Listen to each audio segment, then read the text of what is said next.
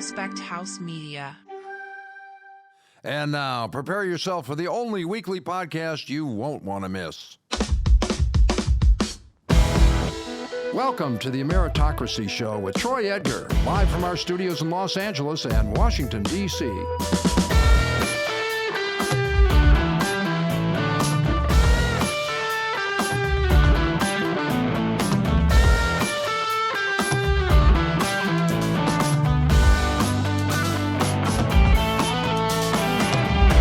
Everybody, I am Troy Edgar, and welcome to the Ameritocracy Show. Thank you for tuning in and checking it out. It is greatly appreciated. This podcast examines the conditions for personal and economic growth and opportunity across America.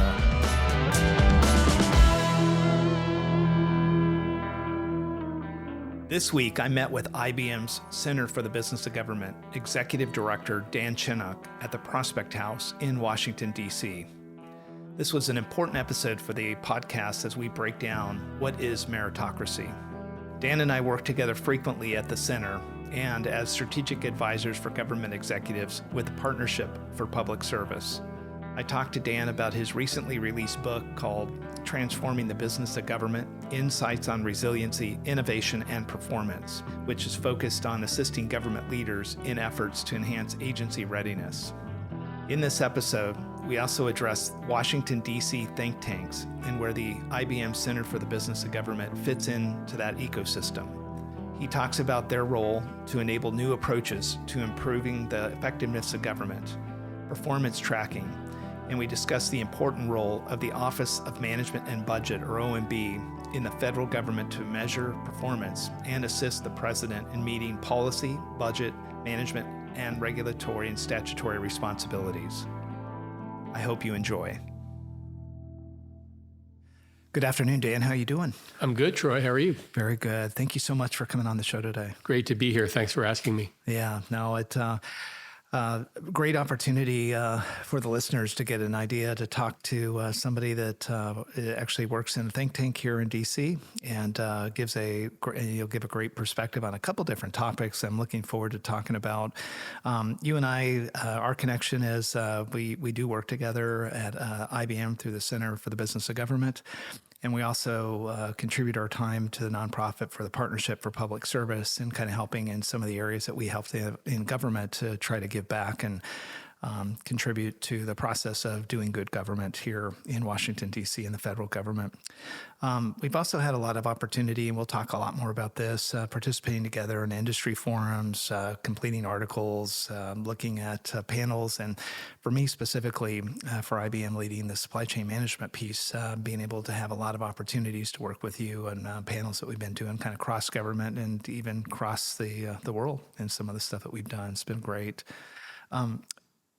Dan, some of the areas that I was hoping that we would be able to talk about today is talk a little bit about the role and the eminence that people build up and what they do when they end up going into think tanks and the purpose that they serve.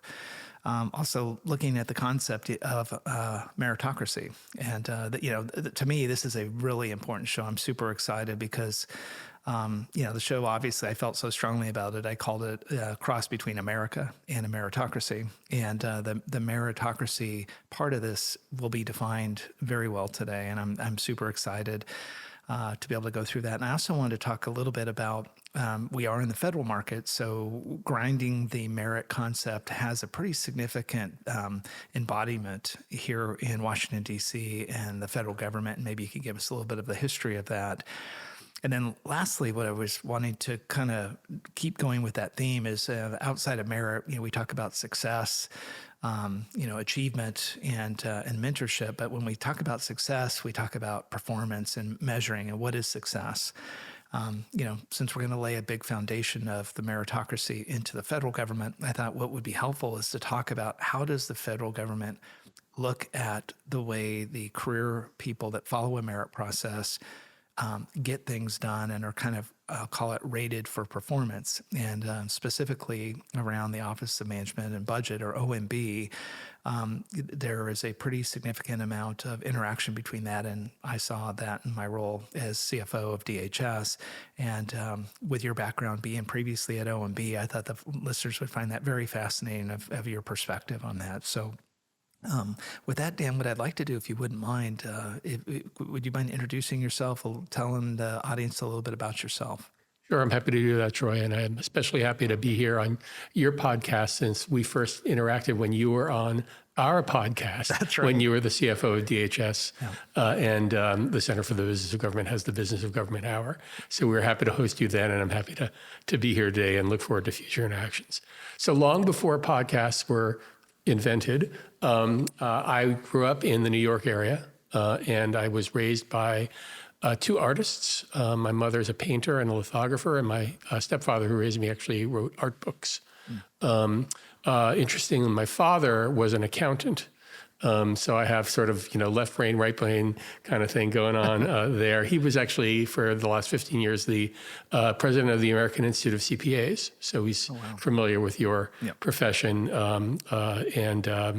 So I got to see a number of sort of different sides of the world between my mother and stepfather in the arts world and my father in the world of finance and accounting. I went to college in New York City also, went to Columbia University, and was a liberal arts major, did history and English studies, went to the Hill from there, worked for the Congressional Office of Technology Assessment, which is an office that no longer exists. It was done away with in the 1994 revolution led by then Speaker Newt Gingrich. And it has actually since been restored. Sort of Congress didn't really have a technology evaluation office for about 20 years. And it's recently GAO set up a new office. So I was part of that congressional advisory group for technology, and then went back to graduate school at the Harvard Kennedy School, where, by the way, my daughter is now in graduate school herself. Wow, congratulations. And so it's great. And studied basically sort of economic policy, business policy, and how government affects business policy regulation, that sort of thing. And left there in 1990, and was actually recruited into OMB, into the Office of Information and Regulatory Affairs, or OIRA as it's known. So OMB operates a little bit like the headquarters of the federal government. And it has, like any good headquarters office, it has kind of functional oversight. And one of the functions that it oversees is technology, and I ran that at the end of my career. But another function that it oversees is the regulatory process. And I started my career at OMB in that office, and that's the role of OIRA. We could talk more about that. I left OMB in 2004 as the leader, as I said, of the Technology Policy Office, the office that's now called the Office of the Federal Chief Information Officer. And I helped start up sort of the elevation of that office within OMB, which is the subject of another podcast. And then worked for a consulting firm, SRA, which is now part of GDIT, General Dynamics Information Technology.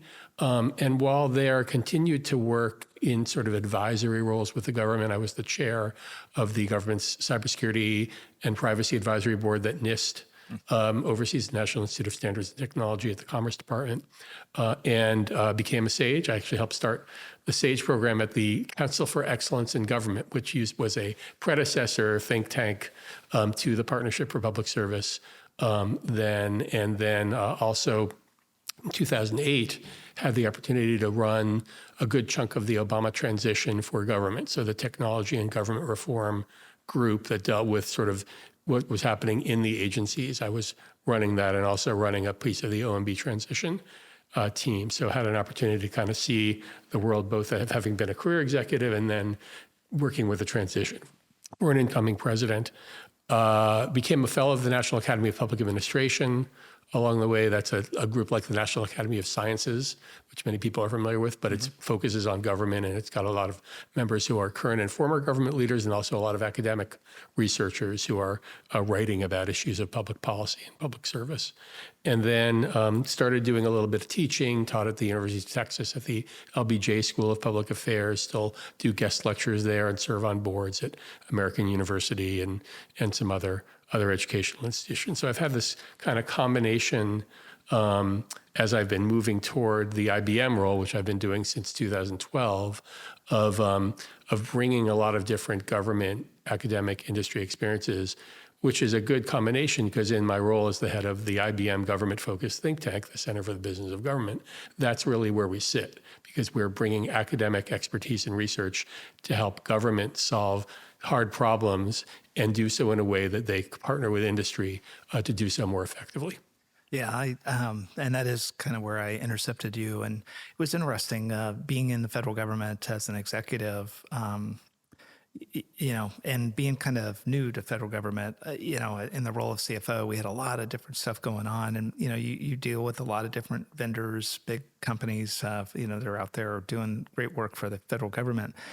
I remember when I had the opportunity to be on the show with Michael Keegan and you guys had coordinated tremendous amounts of academic studies on certain things and were providing kind of a biased view of stuff. And you were just really trying to contribute to the fabric of doing better in federal government and business. And so, the probably the other thing for the listeners is that, as you were going through your background and you were talking about NIST and a lot of the technical IT groups, and it's something that's a little bit different in the federal government than it is. And, I have a lot of Fortune 500 consulting is, a lot of that stuff is managed internally within the companies, and they try to follow the regulations unless you're working at like Southern California Edison, where it's a utility and has to follow a lot of those guidelines. And what I'm seeing on both the federal and the corporate side within consulting and how it touches IT, I could see where that skill set, not only of what is it today, but the nexus and the history and context of how did it get to this point. And it's really kind of starting to place the federal government, not only within OMB, but in the Department of Commerce and a couple different areas within CISA for DHS, but into, I guess, external factors that Fortune 500 companies need to pay attention to a lot closer. And so I really do appreciate all the work that you and your team has done. And NAPA, the other group you talked about, the National Academy for Public Administration, I was in city government, and people would get the master's in public administration, and that was like a minimum credential required to become a city manager or a county executive. And I think it just served a really good purpose. And so again, as we start to kind of go through, we start to claim ground on your background is that, part of what you're doing at the Center for the Business of Government is kind of starting to give out your perspectives on things. And, one of the things that I know that it just recently came out, and I really would like to know more about this, is, you just published a book, Government Insights on Resiliency, Innovation, and Performance. Would you mind just talking a little bit about the book? And I wanted to give you a little bit of a personal perspective because I've been following the way you're rolling it out, which has been interesting. But if you wouldn't mind, please. Sure. So Transforming the Business of Government is the title of the book. It's our 24th book. The center is 25 years old, so we write about a book a year on average. With this one, we had a couple of different inputs. The premise behind the book is that the pandemic is not the last major shock that's going to affect the world. Mm-hmm. In fact, they're becoming more frequent. They may not be quite as significant as a pandemic, but they might be a cyber attack or some significant climate event that affects multiple nations. Massive supply chain disruption to your day job, or a workforce massive migration event that affects the workforce, et cetera. So governments do often, when there's a major emergency, they kind of all scramble to the puck. Mm-hmm. There's this big rugby scrum to confuse two different sports analogies. And they do a really good job kind of working together. And then they all go back, when things are kind of calmer, everybody goes back to what they were doing before, and they don't do a good job retaining the lessons or the infrastructure so that the next time there's something that may not be in the same domain, right? They may have come together for a pandemic, but the next time may be a major cyber attack. Mm-hmm. They have to kind of reinvent a lot of the norms and processes and collaborative capabilities. And so the premise of the book is, how do you help government learn how to act in the face of an emergency? And that emergency can, as I said, come in a number of different forms. And so we had a year-long initiative with the National Academy for Public Administration, I should say, with NAPA, and other partners, the IBM Institute for Business Value, and some international organizations like the OECD in Paris, the Organization for Economic Cooperation and Development, where we looked at both U.S. and foreign governments and what they have been doing in the last 3 years since the pandemic, and how they're doing in terms of looking at other domains like cybersecurity, like climate resiliency, et cetera.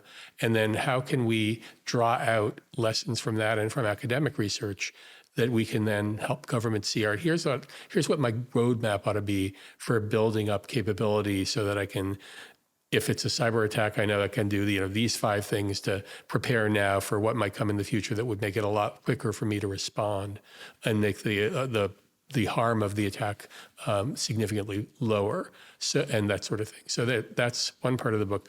The second part of the book, we actually, as I described before, our center's model is to understand from government leaders what challenges they face, and then ask academic experts largely to come up with ideas for solving those problems. And then we work we said to take, if we hear 10 academic ideas, we'll pick 1 or 2 that are the best. And so we issued a challenge to the field on this general topic. What can you tell us about innovation, about technology, about performance management, which we'll get into a little later, that can help governments in the first. So the first part of the book was us doing our own research. And the second part of the book, we actually went out to the world and tried to get the best ideas. And so together, we kind of then edited this into a volume that takes you through resiliency, innovation, and then performance.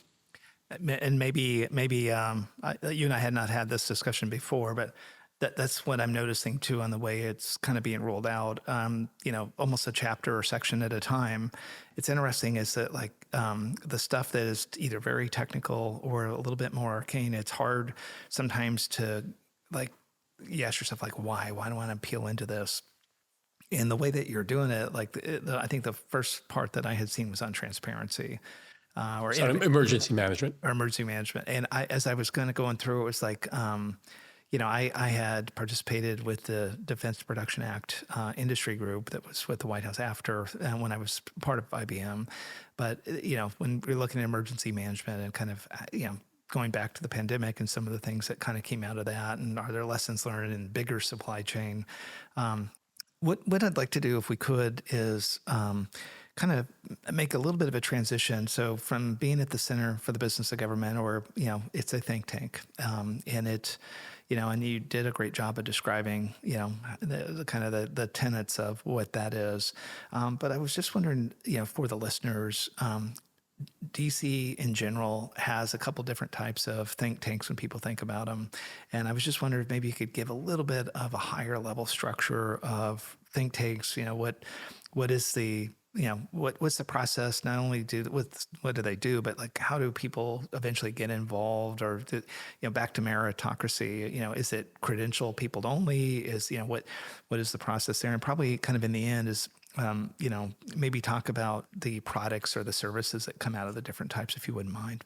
Sure. So as you said, there's actually more than 2 different types of think tanks, and the general goal, the coin of the realm in Washington, if you're not in the government, is to influence the government in some way, either in the direction that you think is what's right for the world based on perspective, research, et cetera, or what might be what's right for your industry, if you're an industry-based association, or even how does the government work best. So the concept is called good government, and there's kind of different elements in there. There's also think tanks that are more on the what we call advocacy. They're advocating for a particular cause, like clean air, or worker safety, et cetera, or democracy. Okay. So in the one that people think about most is the Brookings Institution. Yes. That's sort of the archetypal think tank in Washington. That's a research-based organization. They have fellows and they have people that are highly credentialed, usually, PhD, plus they've been teaching for a long time or they've had significant roles in the government. And they are, a large group. They're very influential. Most think tanks like that are research are considered to have a little bit of an ideological bent. Brookings tries to go off down the middle, but people would look at Brookings and often say that they're kind of center left. in their orientation. Whereas another think tank that's in that model is the American Enterprise Institute, which came along much later than Brookings, but similar model, very highly credentialed scholars who are working there. And they actually have a mix of different ideologies from among their fellows, who some are Democrats, some are Republicans. But people would, if you look at the corpus of what AEI does versus, well, so the Brookings, people would say, oh, probably AEI is more like a little center right. So there are these think tanks that try to do research and make research-based advice available to the government and to other scholars who are teaching about government and to the world to understand more about what's happening. And they're going to come at it from particular research frames. And there are definite think tanks of that variety that are further to the left, like the Center for American Progress, CAP, or further to the right. People would probably think of Heritage in that category. So there's a spectrum in that regard. The second type of think tank is the industry association type think tank. Think of the Business Roundtable or the Chamber of Commerce plays a role here. Chamber of Commerce, of course, represents the interest of business, but they do a lot of research. Yeah. And they have a lot of activity there. And they're representing in the case of the Chamber or the Business Roundtable, it's all industry. There are also groups that represent like the Forest and Paper Association or the Chemical Manufacturing Industry Association.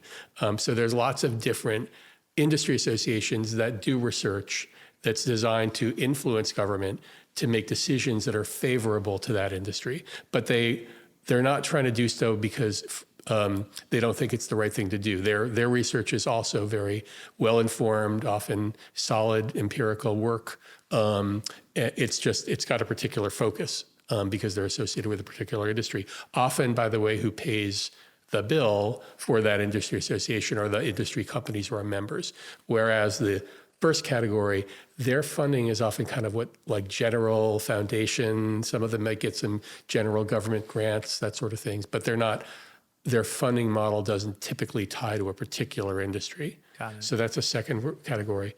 A third category is what I'll call the advocates. So they're the people like the Clean Water Action Fund or Project Democracy. They're acting on behalf of citizens who are receiving services where government regulation can help them to receive services more effectively, who might think that business community is coming up with ways that are causing, more and more pollution in the air rather than less. So they're coming at it from a particular lens of what's best for consumer, what's best for citizen, and there's a network of groups like that. And then the last group I'll mention is what I refer to as the good government groups. And that's like the National Academy for Public Administration, the Partnership for Public Service. The IBM Center would be in that general category, the Senior Executives Association. And there are a network of groups. Some of them are also functional, like the American Association of Government Accountants in the financial management world, or the American Council for Technology in the technology world. And they're basically bringing together government leaders, industry partners, to some extent some academic voices, and they're trying to make the government work better in different ways: human resources, technology, financial management, programmatically. For roles within the think tanks, you mentioned the role a couple times, fellow. Is that a credential that has a clear definition? Most think tanks kind of culturally come from an academic kind of approach to the world. And a fellow in an academic sense usually denotes somebody that's highly credentialed, expert in their field. So there will be fellows in academic research institutes and that sort of thing. So think tanks have kind of adopted that model. We certainly did when we created the concept of fellows for the IBM Center. And it represents usually either you're highly, not just credentialed, but you have a record of scholarship, and you've written a lot that's been influential, or you are somebody who's been in the government and had a significant career, set of milestones and achievements that sort of generate a recognition that you are somebody that's influential in Washington. So loosely, fellow represents somebody that's been really strong influencer from a research perspective, from an academic perspective, or a really strong achiever and influencer to some extent from a government perspective. No, thank you. One of the things I'd like to do now is, if we can, transition from the think tank to the topic I've been dying to get into with you, which is meritocracy. Meritocracy at the highest level, and maybe just if you wouldn't mind, from I'm doing two slices on it for the listeners. Just to kind of give it its full due, is that there's a little bit of a history of meritocracy. Like, it's a philosophy that's got some pretty significant history, coined not too really long ago if you look at historical waves, but the title has stuck, and there's been some uses of it that you can then use that title and go back into history and see that there was a lot of meritocracy through all the way back into China, back in a lot of the dynasty days. But what I would like to do is, like, the part one would be a little bit of the history of meritocracy, and then another area and a benefit for the listeners of the show is that you've done a lot of work, and I've even listened to one of your podcasts where you've talked about meritocracy in the federal government. And I think from my perspective, and hopefully you'll correct me or codify this, is that I think the federal government is a really good use case of how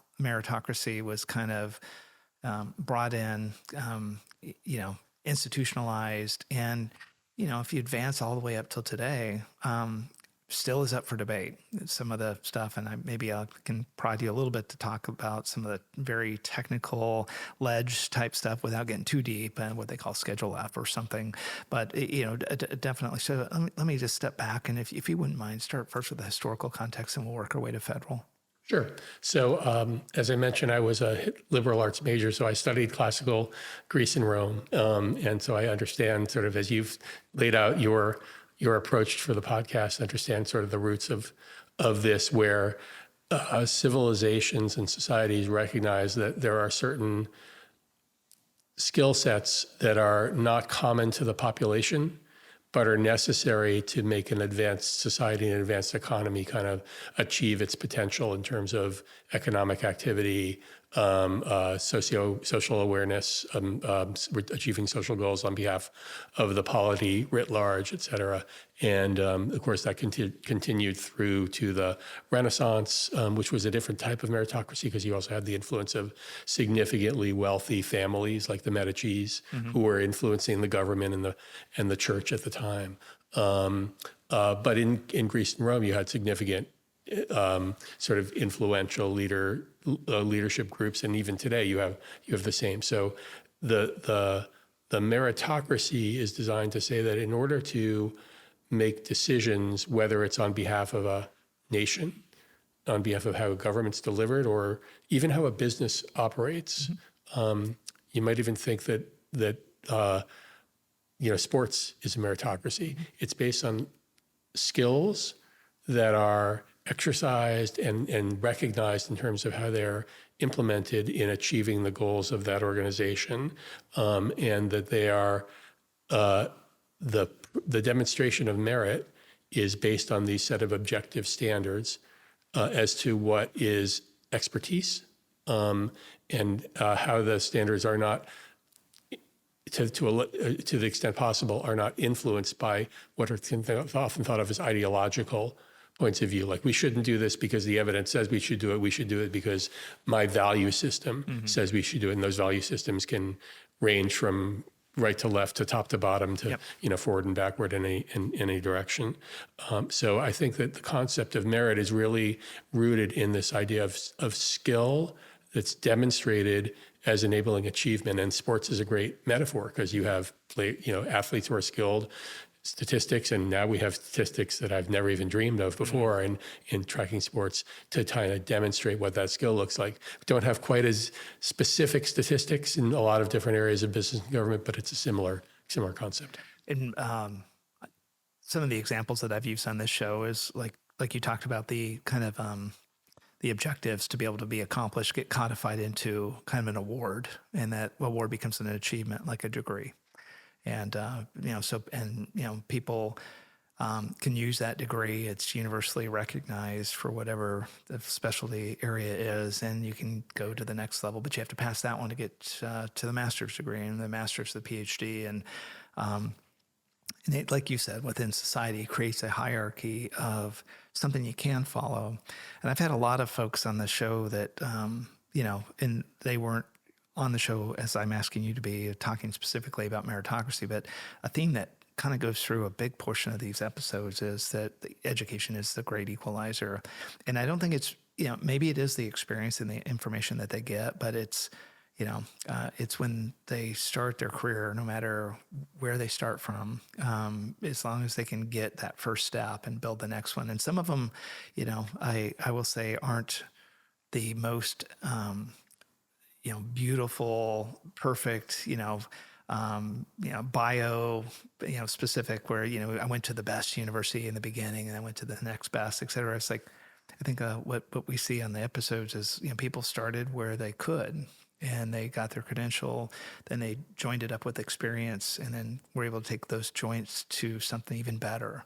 And, and it's a process. It's not, the final destination may be over their lifetime. What I think was interesting is that, like you said, the different, historical checkpoints, China, Greece, Italy, et cetera. We get into the 19th century where we start to have America being, and a government trying to be put into place in the 1700s.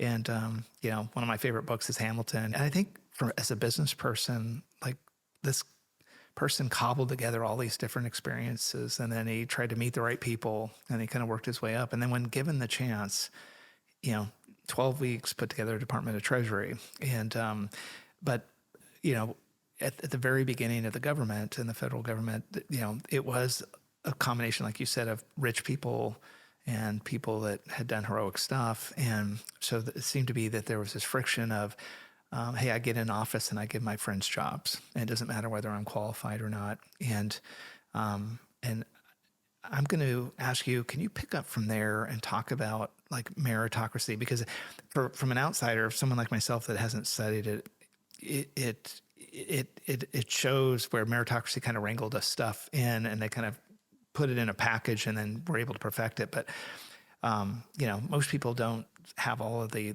technical background on that. Would you mind just explaining that a little bit? Sure, but I can't let your Alexander Hamilton remark go by without a little bit of personal privilege. Ron Chernow is my cousin. Oh, wow. My mother is Ann Chernow, the artist, and Ron is her first cousin. So technically, he's my first cousin once removed. Oh, my gosh. But he's a frequent guest at our house and visitor, and I'll pass along your compliments to Ron. Yeah. Thank you. So the interesting thing I'll also draw off Alexander Hamilton, which is the name of the book. The book is as Ron will often point out, is they were at the time, the Hamiltonian faction of in the Founding Fathers were focused on a lot of the infrastructure of how do you set up a government, how do you set up the treasury function, especially in Hamilton's case. And then you had a lot of sort of the values-based leadership, which was sort of the Jeffersonian democracy types. I'm not a historian. I did study it in college, but I'm not a professional historian. But and in setting up a government, which started out to be a federation of states, and then which was more of a Jeffersonian model, and then over time, out of necessity, because of things like the War of 1812, grew to be, we need more central government activity.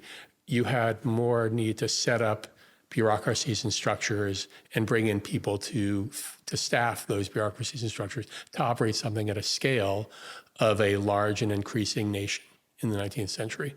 We think of now as the nation is being fixed, but then, there was a new state come in every, couple of years or whatever the average was across the 19th century.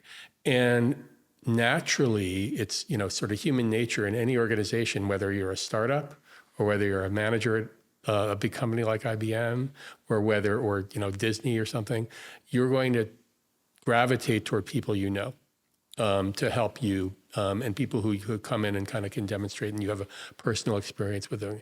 And when the government was growing, there were a lot of managers of functions who would reach out to people who they knew and trusted. Maybe they came from their states, maybe they went to college together, and that seems like a perfectly reasonable thing to do. The difficulty is that the government is not a business that's serving customers who have choices. and where there's a competitive marketplace where other businesses can come in and say, all right, if you don't like my paint is light blue, but I know the market is for dark, so I'm going to set up a new business that sells more dark blue paint. The government's just like, there's only one Department of the Treasury, there's only one Department of Labor, et cetera. So as these agencies were being built up, you needed to have people who understood how to deliver a good product, if you will, to the largest number of people. And that became hard to do when the hiring model was basically, who do you know? And who can kind of do this most effectively to serve my interest?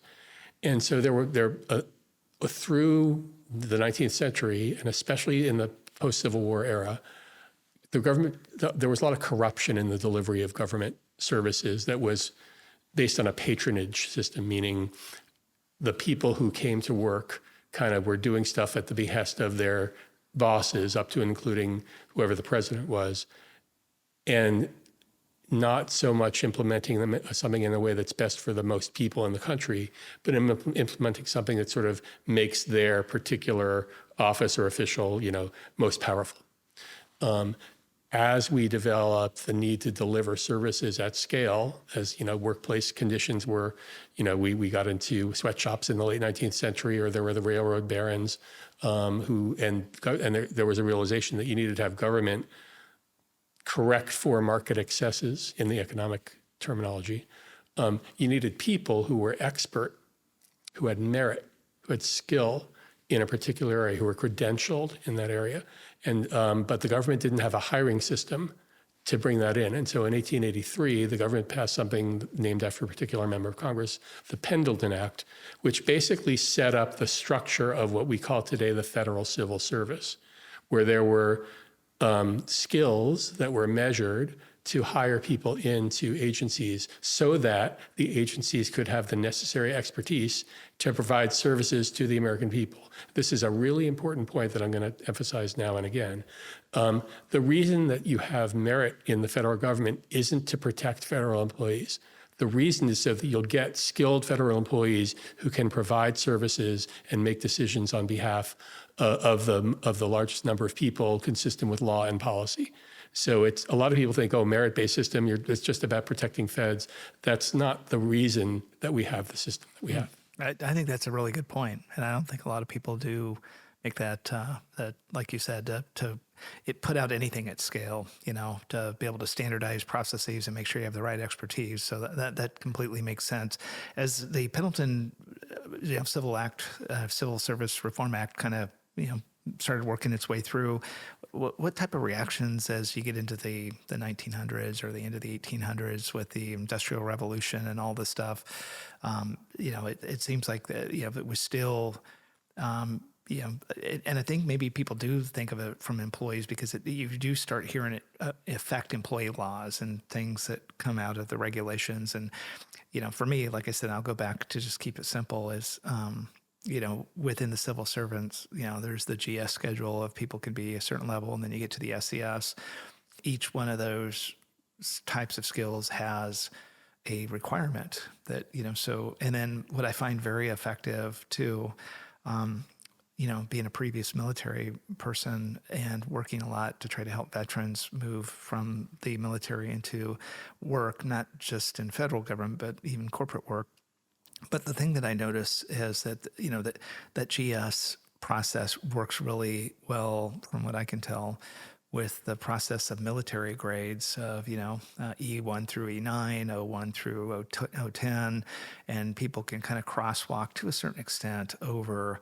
And, if somebody has done 20 years as an officer, they know that approximately where they would come in, and which kind of affects a couple different things. I think if you, depending on what your role was in the military, and if you were an officer or senior enlisted, is, you're used to doing a certain level of work and having a certain level of authority. And so the government gets the most out of that. And where this is my personal opinion, where the corporations mess up and where we're not doing a good job for our veterans, is the reverse is not true going into a corporate world where, somebody that could come out, I had a guy on my show, Todd Neal, E9, super effective enlisted guy that did unbelievable stuff in the military, commanded a bunch of different stuff, but telling his story to get to the right level of authority in a corporation, if he stays in a group that's more specifically like a government contractor, whether he was an officer or an enlisted person becomes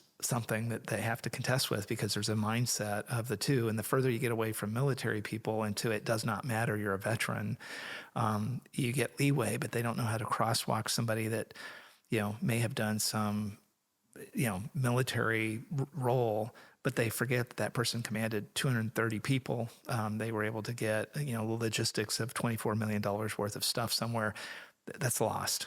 And so I think the meritocracy, as pertains back to the government and to take it back to government, I think serves as a good crosswalking tool. But I'm just kind of curious because even today, we're in the middle of technology modernization. You and I'm in that business. And I see like people now with the merit process, they need to figure out like, what is their job for tomorrow? And am I credentialed now? And do you see the pressure of merit and, in the modern day being something that continues to be needing to be worked on within the federal government, or how do you view that? So you asked about sort of how do we get here and what's happening now? Yeah. So if you think about how we got here across the 20th century, you had a series of presidents who were dealing with things happening in the world, whether it was kind of President Teddy Roosevelt trying to sort of creating a progressive agenda. He was known as the leader of the progressive movement. Yep. Whether you had Woodrow Wilson, who came in and sort of institutionalized a lot of government based on political science theory and how government should operate at a level of objective expertise, which helped to crystallize a lot of what's now considered to be part of merit. Whether it was Franklin Roosevelt, who oversaw the growth of government to deliver services through the New Deal, and the need to bring in people who could provide so that people could get help and we could come out of the Depression, or the same President Roosevelt who needed expertise to win the war, to win World War II and position the country for significant growth and expansion that the government was involved with, for example, through the space program in the 1950s under President Eisenhower. And so each administration or set of administrations has responded to their time by sort of continuing to advance and tune this concept of how does merit work in the government to meet the challenge of the day. Today, we're dealing with technology modernization and artificial intelligence, and I can't think of any topic that is more in need of merit-based decision-making than making sure that we leverage the best of these new technologies so that they can improve and inform decisions by leaders in government and industry, and also improve and inform the lives that people live, and not allow those technologies to reach the point that people think that they're scary or big brother, that the too many, there's risks, and so you need expertise and skill to understand what are those implications and how do we measure that. So I think it's more important than ever in a time, ever since the internet came into force in the 1990s, and then you had sort of social media, and now you have AI, and you've had sort of different types of technology that have been changing how people live and work. And the government operates within that overall sphere and makes decisions within that sphere. You need people that have expertise about how do we move forward in different areas, taking advantage of that technology. Can I ask you a question, Dan? So to go even more specific to today, so over the weekend, we're in Washington, D.C., but over the weekend I was in Los Angeles at a social event. And, I've told you this off mic, but, when I'm back in D.C., a lot of people have a lot of questions about D.C. And when I'm here, a lot of people are interested about L.A. But, there's been a lot of talk in D.C. in these circles, and we kind of all understand it on like Schedule F and what ends up happening with the employees that are career employees. And, to differentiate, and again, just to keep it super simple for people that are following this that aren't in the federal government, is, the government, everything that you're talking about, that structure and taking it to scale, is career people.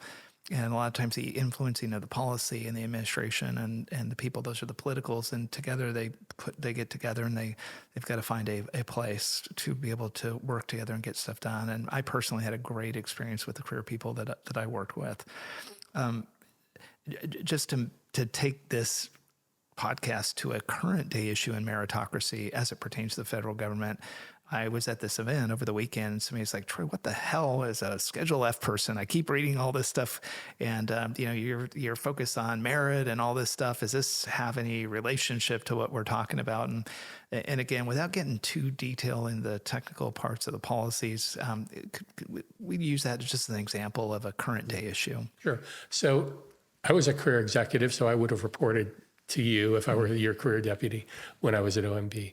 And it's the system works, the politically accountable system works because political leaders who are either elected by the people in Congress or in their states, or the president and the vice president are elected and then appoint accountable people who are Senate confirmed or exercising authority on behalf of the administration. That enables accountability to the voters, right? So there's the merit-based system at a career civil service level could not exist to deliver services in a vacuum. They are providing services to help achieve the goals of political leaders who have been elected by the people. And so, as you said, there's a sort of a relationship where the political set the direction and mission, if you will. They're kind of like, the C-suite in a company, and the career staff are more like the line staff who are kind of implementing and carrying forward that mission in the most effective and efficient way possible. They're also importantly giving advice to the political officers about, well, this was tried before and it didn't work that way, so why don't you try it this other way? And or, hey, that particular policy didn't work because these three interest groups didn't like it and they went to Congress and they got it opposed, and I just don't think the political environment would work to achieve that. What if we focus over here, or what are your other priorities that we can move down to? So there's a discussion there, and it's really important for the political leadership, the people in Los Angeles or around the country elect, to be able to rely on objective career advice. And that's whether they were a Republican or a Democrat. I worked for both parties of both administrations, and it was always my job to kind of tell them, here's what analytically we think the facts show, the evidence shows to be the best way forward in achieving your goal. And by the way, the evidence shows that there are some other goals that you might be interested in knowing about, and here's what they are. But it's the political leader's decision to say, yeah, I want to go after those goals, or I don't want to go after these. And so there's that sort of dynamic. If the political leaders don't have objective, analytical, skill-based, merit-based staff to help them make decisions on a fact-based manner, they could be going off in 1,000 different directions that may or may not work, that will lead to confusion in them because there's not a sort of a continuity across time, or even across geographies, regions of the country, or even across functions like labor and education. So the career, the merit-based staff, which are career civil servants, perform that kind of stabilizing role, if you will. Yep.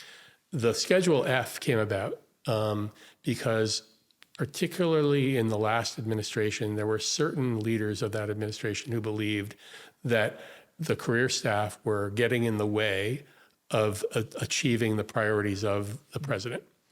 And so they proposed at the very end of the administration a way to reclassify what are estimated to be between 10 and 50,000 policy jobs, meaning jobs where the career people are performing that advisory role. They don't do the policy this way, do it that way. The evidence shows that the policy would work best if we went to this route instead of that route.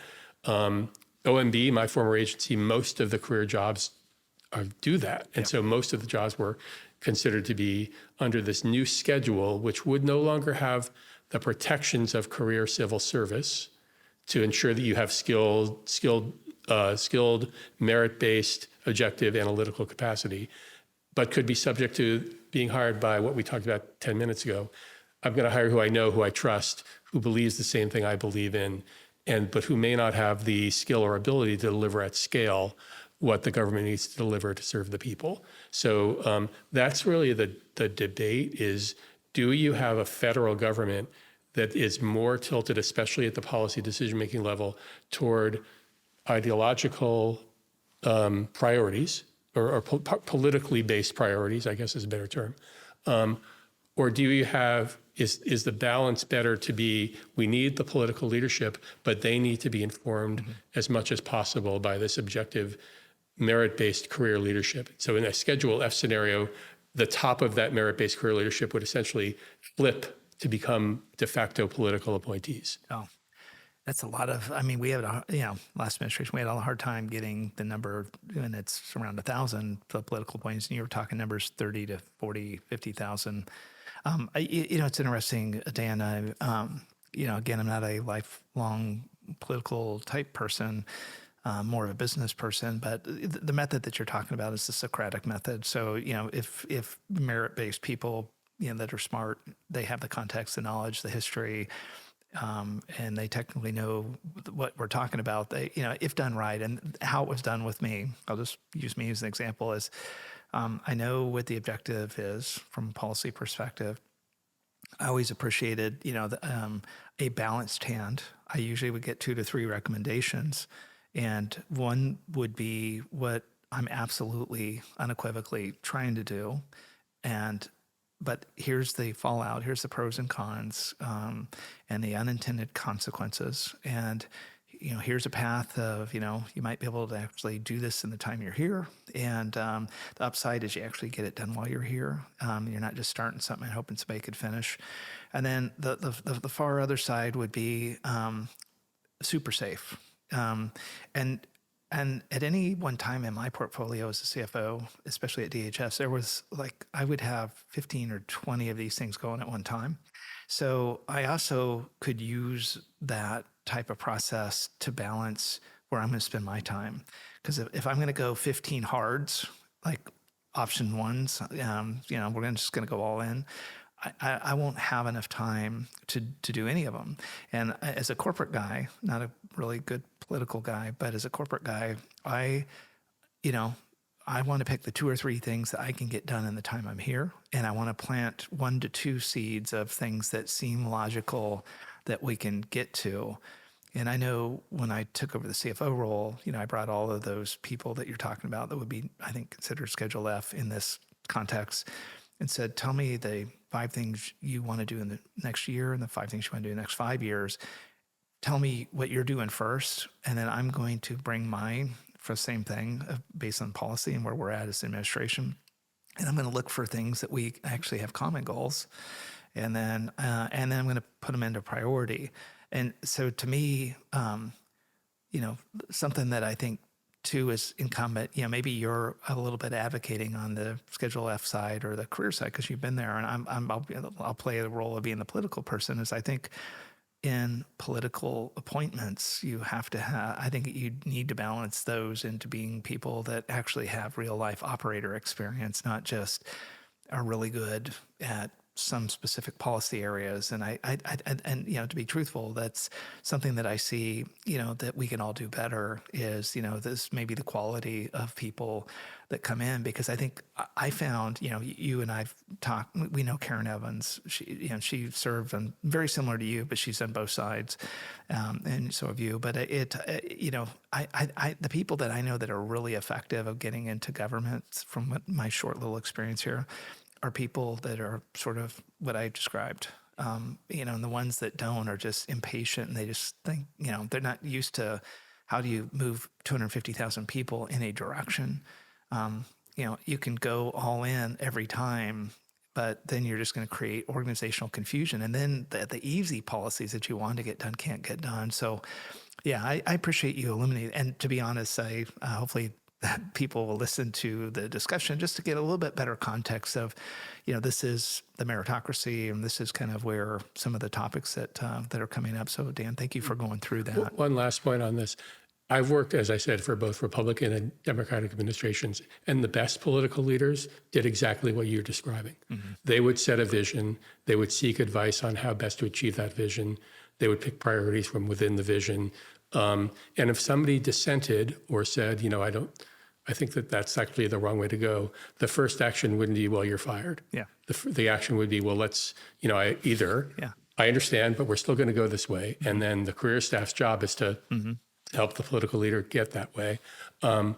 or if the career staffer, truly, has a moral or ethical dilemma to figure out, is this the right place for that person? But it's not an immediate, if you can't do this, we're going to make you an at-will employee, which is what the Schedule F would do if it were implemented. So there's a lot of discussion about what's the right balance. Yeah, and it's shades of gray, but I think what you're explaining very eloquently is it's a complex issue, and and I think you can pick one of the shades and stay there, or you try to look at it holistically. But no, thank you for kind of pushing that and talking about. Can I make one other point?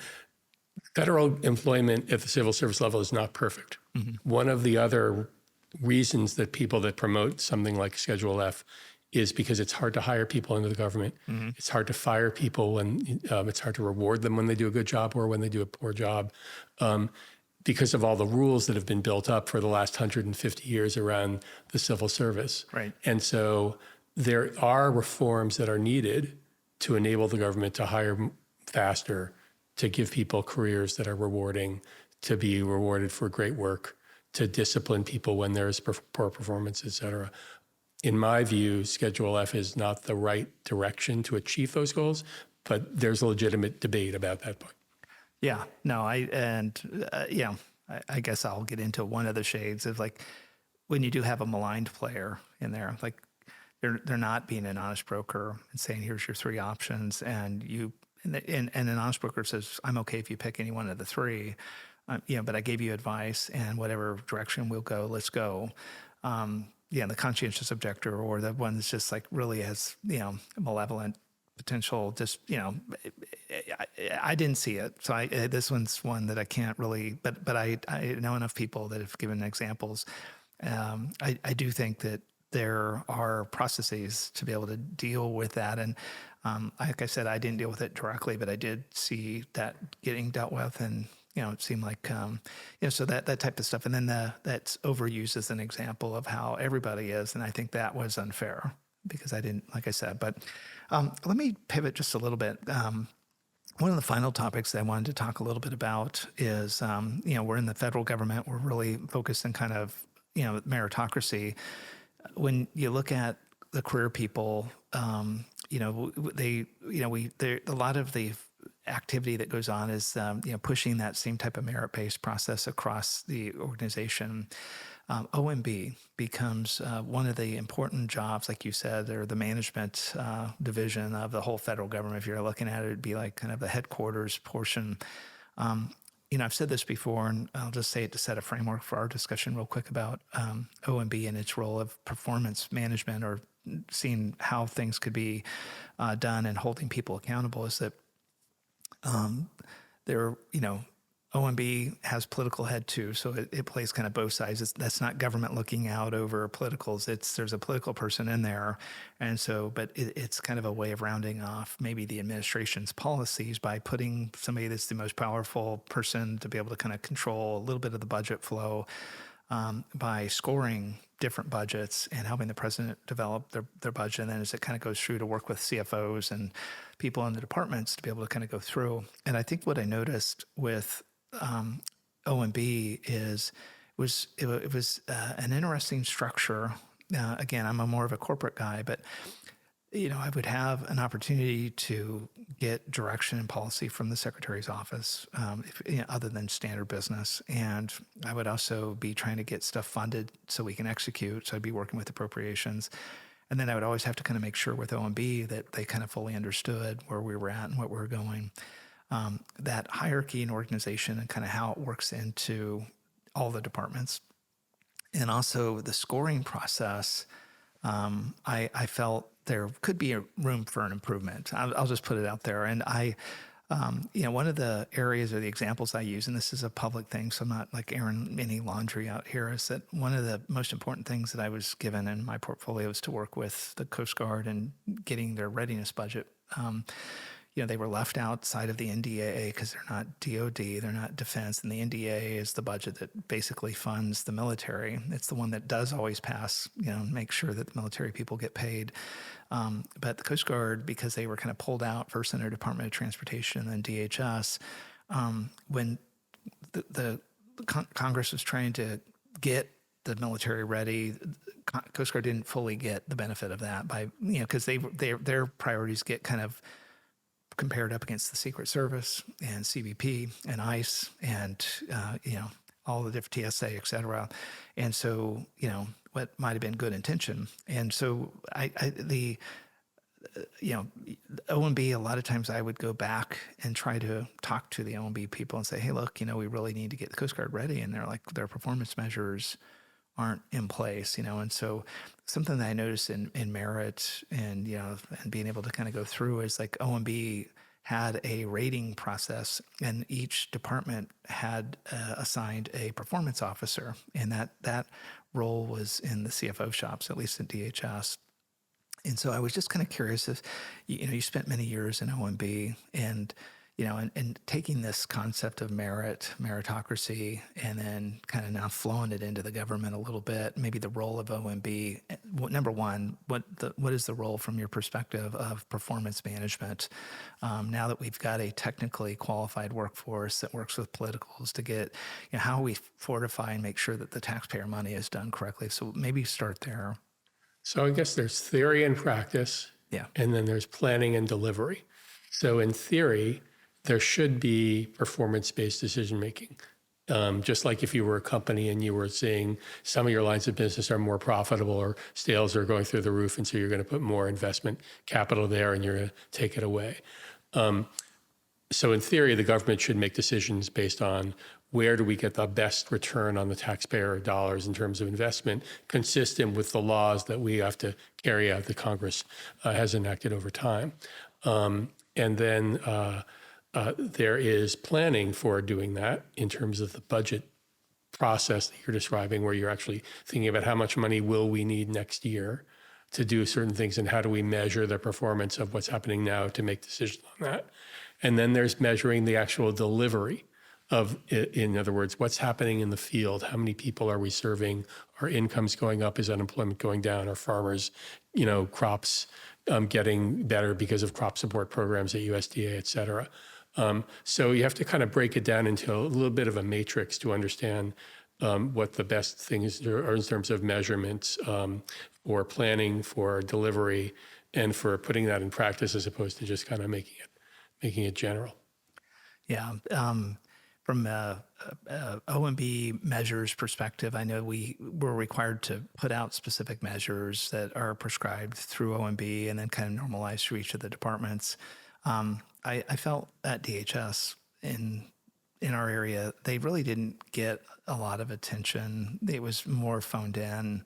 I think there, it was one of those things where it was good intention and maybe at a time that there was a lot of focus, but, doing a lot of work in the corporate world, a lot of times, those performance-based decisions are kind of followed through. You put something in place that say you're going to spend $300 million to do something, there would be 4 or 5 measures to make sure the benefits realized were actually there. And so I think just, from trying to tie a little bit of performance at the government level for merit, or, what we were able to do to kind of get the most for the taxpayers, I thought it'd be interesting. Any other thoughts on OMB? Or? Yeah, so the way that merit gets measured in a certain sense is through objective understanding of what happens in delivery of those programs. Our people who are career staff who are delivering the priorities of the political leaders, getting the payments to the farmer, getting small business loans out the door so people can start their small business. And there are different ways to measure that, and different administrations have had different approaches in how to measure that. The second Bush administration had a big stoplight metric, red, yellow, green, and they had a bunch of different metrics that sort of lined up to, is an agency performing well or not? And so that produced that red, yellow, or green score. Later in that same administration, they went very granular, and they introduced something called the Performance Assessment Rating Tool, which rated hundreds of programs with specific program levels for things like the crop support program at USDA or the student loan program at the U.S. Department of Education. And so there were specific measures that did what you're describing. Since the Obama administration, it's pretty much carried through the last 3 administrations. There have been a sort of a set of metrics that are kind of in between, where they set agency goals. The term of art is agency priority goals, which you dealt with. APGs. And you would then set, just like a company, here are the milestones we want to hit to achieve these goals. And then OMB would review on a regular basis, and sometimes Congress would do oversight to achieve those goals. And then there would be sort of administration-wide priorities, often called cross-agency priority goals or CAP goals, which would be things like reducing veterans' homelessness, which involves not just the Department of Veterans Affairs, but also the Defense Department and the human services agencies that are delivering benefits, et cetera. And so where we are now in terms of is how do you best measure, so you can measure the result of the merit-based work that the agencies are engaged in to achieve those goals. What are the best metrics and what's the best governance process? And there's a whole office at OMB that's run by a very able career executive who kind of sets in motion that process. But it will vary depending on each administration's priorities, what's being measured. But how it's measured, I think there's been an evolution and a little bit of learning over the last several administrations about how to do this better. Yeah, no, I appreciate that, Dan. It's very helpful. And hey, as we get towards the close of this, and we've been able to claim a lot of ground. We've looked at the kind of the history of meritocracy and fallen into the federal government, seeing where the federal government and how it affects both from the Pendleton Act all the way up until the Schedule F example that you used. So that was really good. I was just kind of curious as we get ready to close, anything specific that you would like to leave with the listeners in the context of maybe the meritocracy of, and the state of the meritocracy today, or things that we should think about, especially as a show that's kind of named with that in mind, that it just be maybe a deeper thought or concept that you have? So I think that I look at merit and skill as synonyms. In other words, you want people to be doing things that A, they like to be doing, and B, they're good at, or that you have systems to give them training to get better at what that looks like. And so there's this concept now in industry and that government's starting to look at called skills-based hiring, which doesn't relate as much to a credential like a bachelor's or a master's degree, as much as what are the skills that you bring to the job, and then how do you set up measurement systems? And that's very strongly connected to this concept of a meritocracy. Gets back to the sports analogy we talked about. The person who's going to have the higher batting average is going to get probably more times at the plate. So the people that are highly skilled are going to get more chances to perform and deliver on behalf of the American people.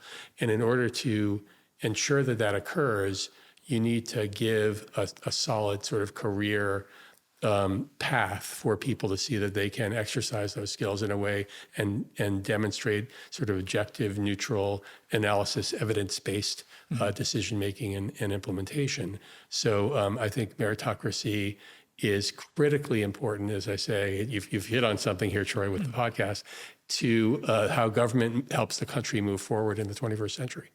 Yeah, no, yeah, and like you and I've talked about, and we've said earlier, is that the concept of a system that provides opportunities for everybody to kind of get in, and as long as those steps are identified and defined, people can aspire to things, and if you're willing to be patient and try to find the different paths through. And so, Dan, it's been very helpful to actually have the authority on meritocracy come through here.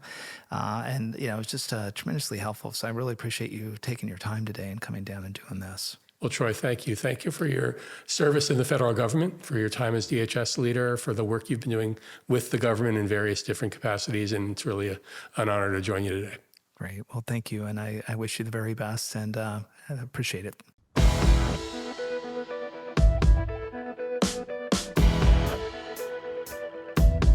Thanks again for joining me today on the Ameritocracy Show. Be sure to follow me on social media and our website at troyedgar.com, where you can get more information and sign up for my weekly email. I hope you have a great week.